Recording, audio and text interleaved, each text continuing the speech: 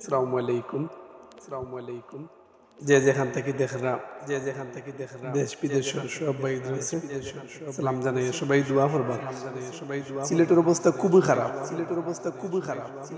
সিলেট সব জায়গা তো বন্যার পানি, বৃষ্টির পানি নিয়ে বন্যা হয়ে গেছে। কুশিয়ারা সিলেট উপশ্বরে ডুবাই, রাস্তাঘাটে পানি, মানুষ করতে পারে না, বাসন পানি গেছে। বিয়ানীবাজার, জকিগঞ্জ, খানাইঘাট, ঢাকা দক্ষিণ, গোলাপগঞ্জ,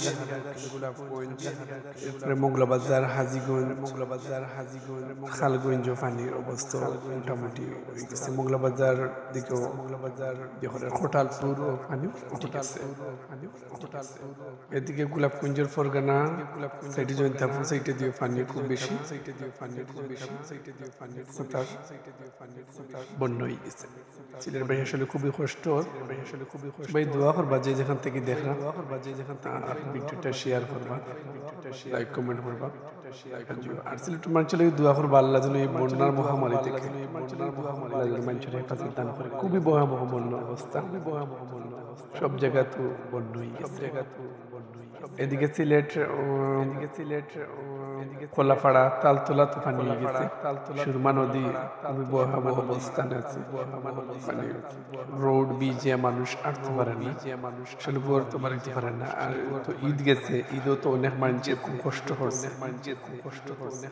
বকরি ছাগল জবাই করতে অনেক কষ্ট হয়েছে। বাসাত পানি, ভয়াবহ অবস্থা। কুশিয়ারা, সুরমা নদী দিয়ে তো খুব অবস্থা রূপ বদলার। সময় সময় পানি বাড়ে। তো আপনারা যে যেখান থেকে দেখরা দোয়া করবা সিলেটবাসীর লাগি, আল্লাহ যেন সিলেটবাসীর এই বন্যার মহামারী থেকে যেন আল্লাহ সাহায্য করেন। সবাই দোয়া করবা, সবার কাছে দোয়া চাই। আর ভিডিওটা দেখার লাগি শেয়ারটা করবা সবাই। এটাও সবার কাছে রিকোয়েস্ট। কেউ ফুসর সাইটের অবস্থা কি হয়েছে দেখতে পারো অবশ্যই।